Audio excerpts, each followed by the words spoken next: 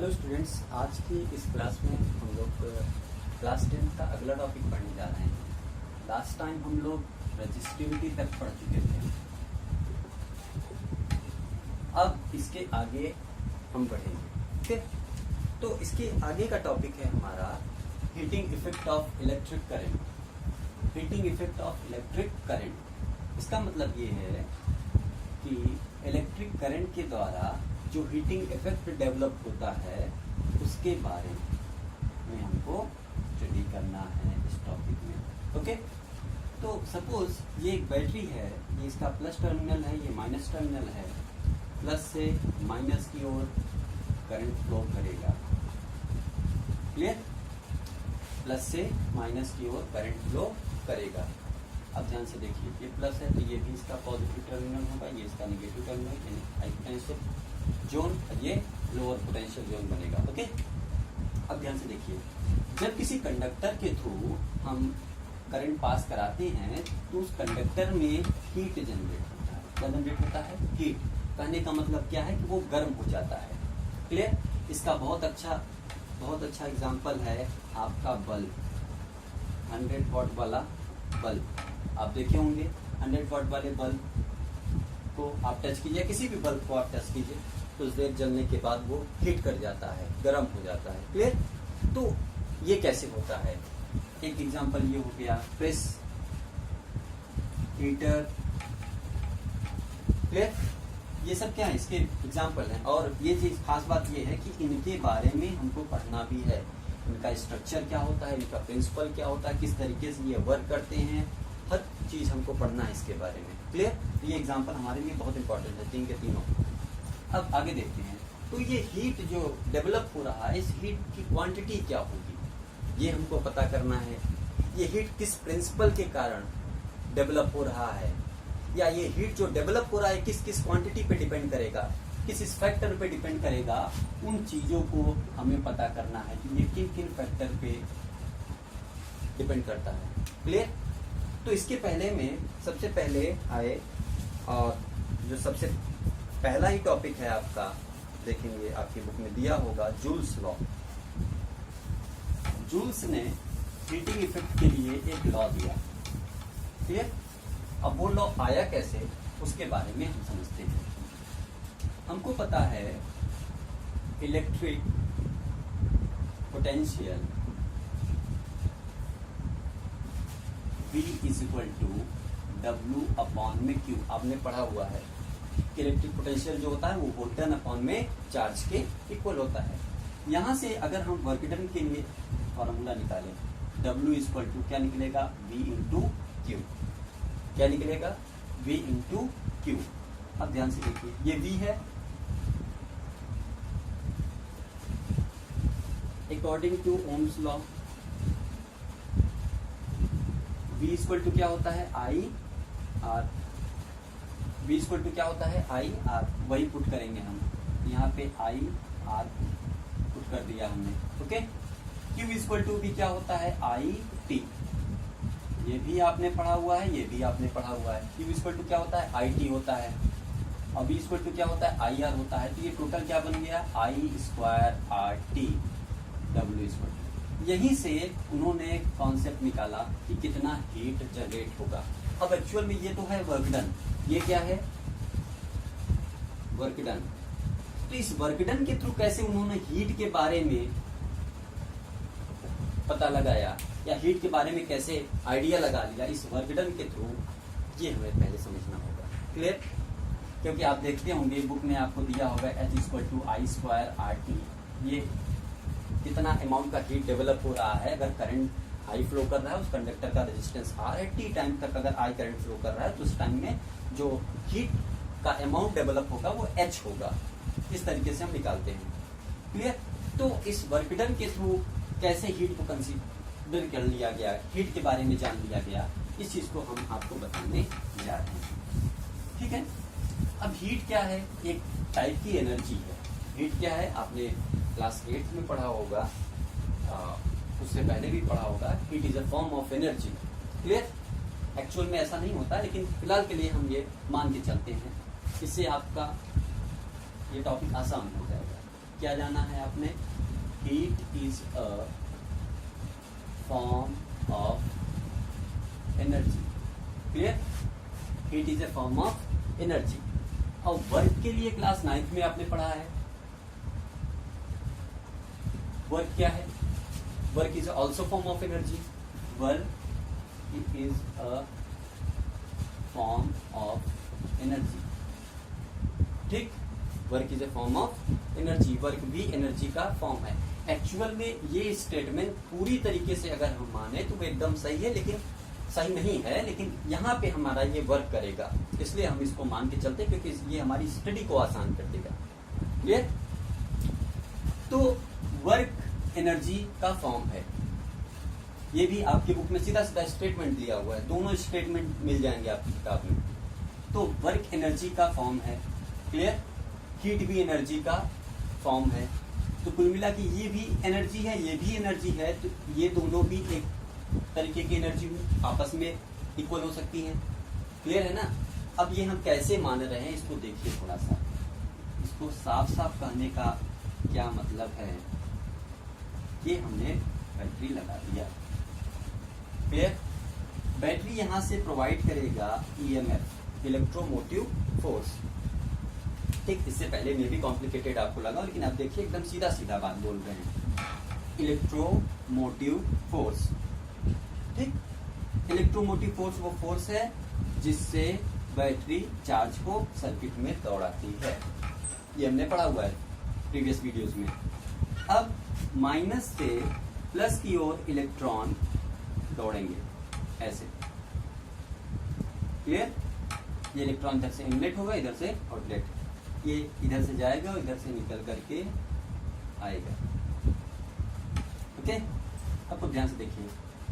मान लीजिए ये इलेक्ट्रॉन यहां से चला, यहां से यहां पे ये इलेक्ट्रॉन डिस्प्लेस हुआ इतनी दूर। उसको डिस्प्लेस किया कौन? ये ईएमएफ। ये ईएमएफ ही तो डिस्प्लेस कर रहा है इलेक्ट्रॉन को। अगर ये ईएमएफ नहीं हो, अगर बैटरी इलेक्ट्रॉन को सफिशिएंट ईएमएफ नहीं प्रोवाइड कर पा रहा है, तो ये इलेक्ट्रॉन कभी भी सर्किट में मूव नहीं करेगा और करंट फ्लो नहीं करेगा। लेकिन अगर करंट फ्लो कर रहा है, दैट मीन्स ईएमएफ प्रोवाइड कर पा रहा है बैटरी पर्याप्त। ठीक, तो आपको ध्यान से समझिए।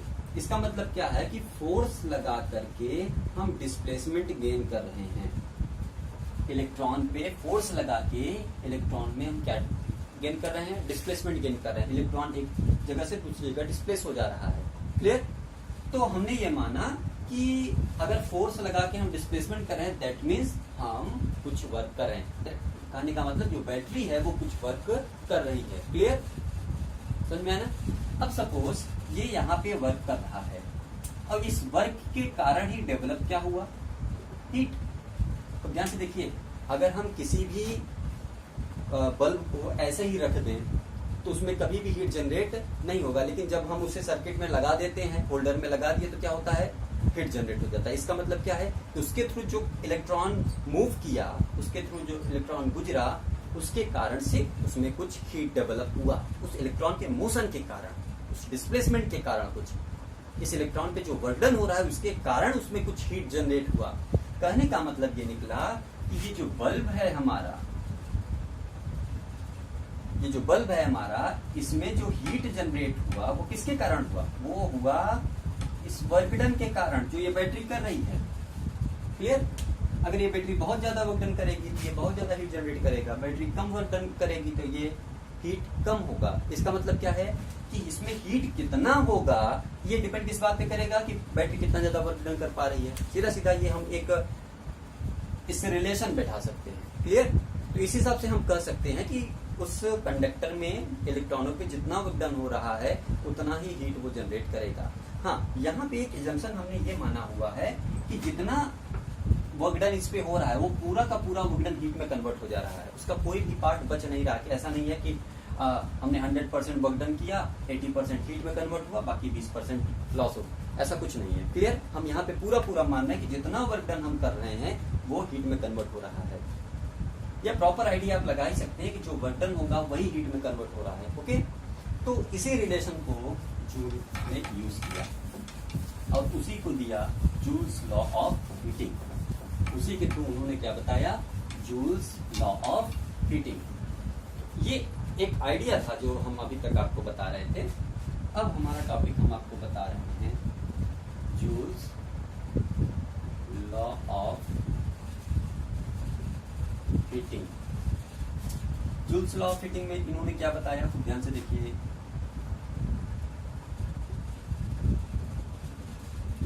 ये एक सर्किट है, यहां से आई करंट फ्लो कर रही है, इस कंडक्टर का रेजिस्टेंस है R, और इस कंडक्टर में जो करंट फ्लो कर रहा है वो T टाइम तक कर रहा है। क्लियर?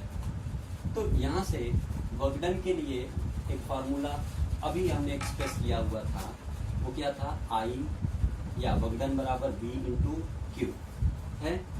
V को क्या लिख सकते हैं हम लोग, V को लिख सकते हैं आई आर ओम्स लॉ के अकॉर्डिंग। ओके, Q को लिख सकते हैं आई टी, Q को लिख सकते हैं आई टी। कैसे लिख सकते हैं कि I equal to Q upon में टी, चार्ज पर यूनिट टाइम, कोई करंट बोलते हैं। तो यहाँ से Q बराबर अगर हम निकालेंगे तो आई टी मिलेगा हमको। क्लियर? ये रिलेशन यूज कर रहे हैं यहाँ पे। ये W मिल गया, तो W equal to I into I square R T हो गया। Okay, I square R T हो गया।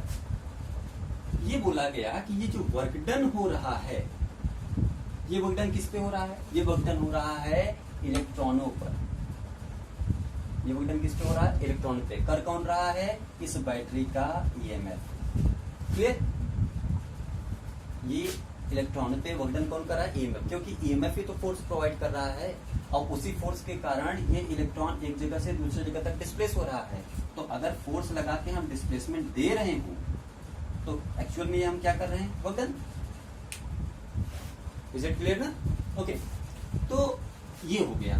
तो यहां से जो W है वो एक्चुअल में है क्या हमारा, वही है हमारा हीट। इसको हम H बोलेंगे, और ये हो गया आई स्क्वायर आर टी के बराबर। यहां से जो लॉ दिया जूल्स ने, वो दिया नंबर 1 कि जो हीट होगा किसी भी सर्किट में, जो डेवलप होगा करंट पे फ्लो करने के दौरान, ठीक है, उस समय जो हीट फ्लो करेगा वो हीट होगा करंट के स्क्वायर के डायरेक्टली प्रोपोर्शनल। ठीक है, करंट के स्क्वायर के डायरेक्टली प्रोपोर्शनल। और जो हीट होगा डेवलप होगा वो रेजिस्टेंस के भी डायरेक्टली प्रोपोर्शनल होगा, और वो टाइम के भी डायरेक्टली प्रोपोर्शनल होगा। यहाँ पे ये जो टाइम है, ये टाइम किस चीज का है, करंट फ्लो करने का टाइम। करंट कितनी देर तक सर्किट में फ्लो किया है उसका टाइम। ओके, तो ये 3 रिलेशन मिले, और इन्हीं 3 रिलेशन को बोला गया जूल्स लॉ ऑफ हीटिंग। ठीक, तो जूल्स लॉ ऑफ हीटिंग, इन तीनों को कंबाइन करके ये इक्वेशन हमको मिलता है। ओके, इसको आप याद रखेंगे। अब इसकी सहायता से कुछ और फॉर्मूले एक्सप्रेस किए जाते हैं, आपको ध्यान से समझिए। एक्चुअल में ये जो इक्वेशन हमको मिला है, ये किसके फॉर्म में मिला है, ये हमको मिला है रेजिस्टेंस के फॉर्म में, करंट के फॉर्म में, टाइम के फॉर्म में। ठीक है, यानी heat in the form of current and resistance, heat in the form of current and resistance. अब अगर हम देखें तो heat H equal to I square R T है। ओके, अच्छा, ये आई स्क्वायर आर टी है, ये वैल्यू जो हमको मिल रही है किसमें मिल रही है पता है, जूल में। किसमें मिल रही है, जूल में। ये जूल हम क्यों बोल रहे हैं, इसका बहुत बड़ा कारण है, अभी आगे चल के इसका मतलब आपको समझ में आएगा। क्योंकि न्यूमेरिकल में जो हीट दिया जाता है वो हमको दिया जाएगा कैलोरी में, वो हमको दिया जाएगा कैलोरी में, कि हीट हमारा कैलोरी में है। ठीक, तो उस समय हमें इसको जूल में कन्वर्ट करके सॉल्व करना होगा, या जूल को कैलोरी में कन्वर्ट करके सॉल्व करना होगा। क्लियर? लेकिन जो हमारा ये बेसिक फार्मूला अभी हम पढ़ रहे हैं, ये किसके लिए पढ़ रहे हैं, जूल में, याद रखिएगा। ओके, यहाँ से I into I R T. Okay, इसको क्या लिख सकते हैं, आई आर को वी लिख सकते हैं ना, तो ये क्या हो गया, वी आई वी टी। इसको हम लिख लेते हैं वी आई टी एच, ये हमको मिल गया एक फार्मूला। ठीक है, यहाँ से ये मिल गया। दूसरा आई टी को हम क्या लिखते हैं, क्यू, वी क्यू, ये भी मिल गया। ठीक है ना, तो इसी तरीके से आप v equal to I R, याद रखिएगा, v equal to I R और I equal to Q by T, इन दोनों को यूज करके इनको कई फॉर्म में लिख सकते हैं। तो इसको अगर हम एक साथ कंबाइन करके लिखते हैं तो एक फार्मूला हमको मिला आई स्क्वायर आर टी, दूसरा मिला वी आई टी, तीसरा मिला वी इंटू क्यू। ये फार्मूला मिल गया हीट के लिए। क्लियर? अच्छा, इसके आगे देखिए, ये सब किसमें है? जूल। ठीक, अगर इस हीट को हम 4.2 से डिवाइड कर दें, यानी आई स्क्वायर आर टी अपॉन में 4.2 या वी आई टी अपॉन में 4.2 या वी इंटू क्यू अपॉन में 4.2, तो ये जो फार्मूला बनेगा हमारा, ये कैलोरी में बन गया। ये किसमें बन गया? कैलोरी में। ओके, तो कैलोरी को केवल हम CAL लिखते हैं, जूल को केवल हम J लिखते हैं, सिंबल याद रखिएगा। ठीक है, तो आई स्क्वायर आर टी अपॉन में 4.2 हो गया। तो यहाँ से अगर आप देखेंगे तो अगर हमको 1 जूल है, 1 जूल इक्वल टू कितना होता है? 1 अपॉन में 4.2 कैलोरी। ठीक, इस तरीके से ये रिलेशन मिल गया। ये बहुत इंपॉर्टेंट इक्वेशन है, बहुत ही इंपॉर्टेंट, याद रखिएगा। ठीक, ये रिलेशन मिल गया।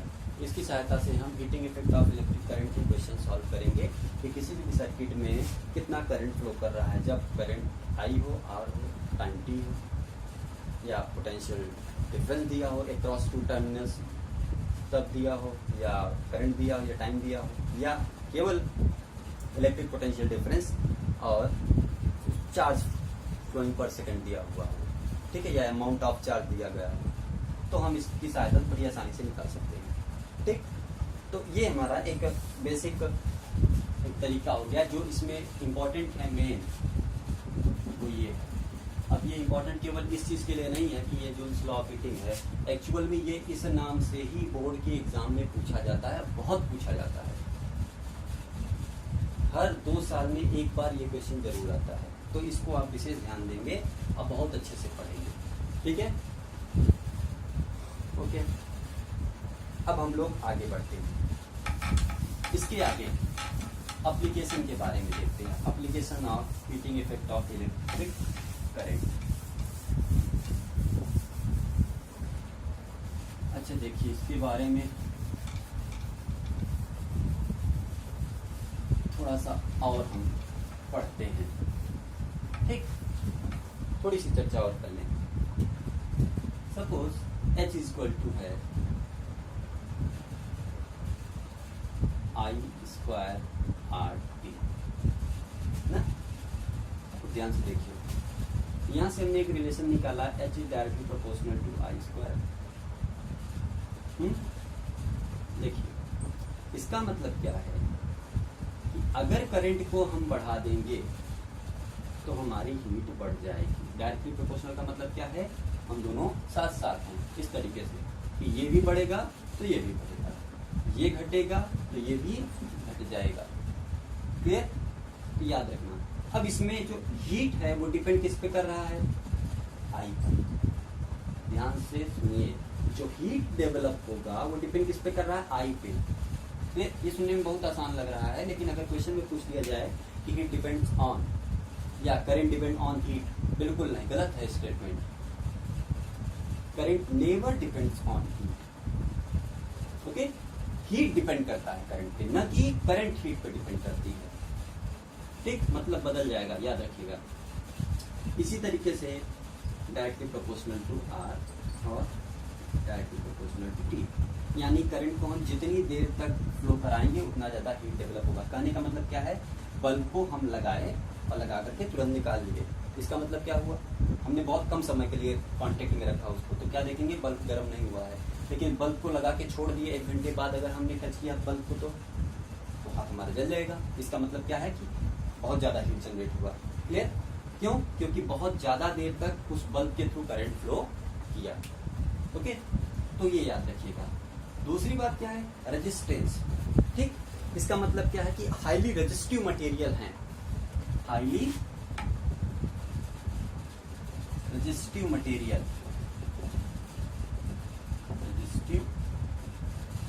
मटेरियल, जैसे टंगस्टन,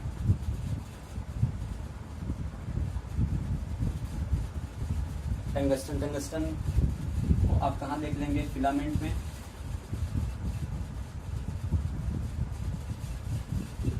हीटर में, नाइक्रोम का वायर भी होता है, ठीक है, नाइक्रोम भी होता है, ठीक। ये सब क्या है? ये सब है highly resistive material. Highly resistive material क्या मतलब? ये बहुत ज्यादा रेजिस्टेंस ऑफर करेंगे। अच्छा, बहुत ज्यादा रेजिस्टेंस ऑफर करेंगे तो जो हीट जनरेट होगा इनके थ्रू वो क्या होगा? वो बहुत ज्यादा होगा। क्लियर? समझ में आ गया ना? तो अगर कोई कंडक्टर है, ये कोई कंडक्टर है और आपसे पूछा जाए कि आपको 3 सेकंड का टाइम दिया जाता है, ध्यान समझिएगा, या 3 मिनट का टाइम आपको दिया गया है, क्लियर? और इस कंडक्टर के थ्रू आपको ज्यादा से ज्यादा हीट डेवलप करना है, तो टाइम तो आपको फिक्स कर दिया गया ना, यानी टाइम आपका कांस्टेंट। तो वेरिएबल क्या बचे? वेरिएबल आपका बचा, एक करंट बचा और एक क्या बचा? रेजिस्टेंस। दोनों बचा। आप केवल एक फैक्टर पे नहीं सोचेंगे, अब दोनों पे सोचेंगे। इसका मतलब क्या है कि टाइम को हमने कांस्टेंट रखा हुआ है कि टाइम 3 मिनट से ज्यादा या कम नहीं कर सकते हैं, वो फिक्स कर दिया गया है क्वेश्चन में ही। तो हम 2 पे बात किए, करंट और रेजिस्टेंस पे। तो अब हम क्या करेंगे? इस कंडक्टर के थ्रू जो करंट फ्लो कर रहा है उसकी वैल्यू बढ़ाते चले जाएंगे, साथ साथ इस कंडक्टर का रेजिस्टेंस भी किसी तरीके से बढ़ा देंगे। क्लियर? और बिल्कुल बढ़ा सकते हैं आप। अगर ये कंडक्टर, हम इसको क्या बोल रहे हैं? कंडक्टर। कुछ लोग सोच रहे हो कंडक्टर का रेजिस्टेंस कैसे बढ़ा सकते हैं, तो आपको बताया गया है कि कंडक्टर का जो रेजिस्टेंस होता है वो डायरेक्टली प्रोपोर्शनल होता है टेम्परेचर के। किसी कंडक्टर का अगर टेम्परेचर हम बढ़ा देंगे तो उसका रेजिस्टेंस बढ़ जाता है। याद कीजिए, जब हम कंडक्टर, इंसुलेटर, सेमीकंडक्टर के बारे में पढ़ाए थे तो वहां पे हमने बताया था कि कंडक्टर के रेजिस्टेंस, कंडक्टर का जो रेजिस्टेंस होता है वो किस किस फैक्टर पे डिपेंड करता है? रेजिस्टेंस ऑफ द कंडक्टर वो डिपेंड करता है किस पे? हमने आपको बताया था वहां पे। Length of the conductor, area of cross section of the conductor, temperature of the conductor, material of the conductor. अब चूंकि मटेरियल तो इसका चेंज नहीं कर सकते क्योंकि कंडक्टर भी हमको कोई न कोई दिया है, क्लियर? तो हम क्या करेंगे? इसका टेम्परेचर हम बढ़ा देंगे, इसका हम लेंथ इंक्रीज कर देंगे, एरिया ऑफ क्रॉस सेक्शन घटा देंगे। क्लियर? ध्यान से देखिए, resistance of the conductor directly proportional to L, resistance of conductor inversely proportional to the area of cross section, और resistance of the conductor directly proportional to temperature.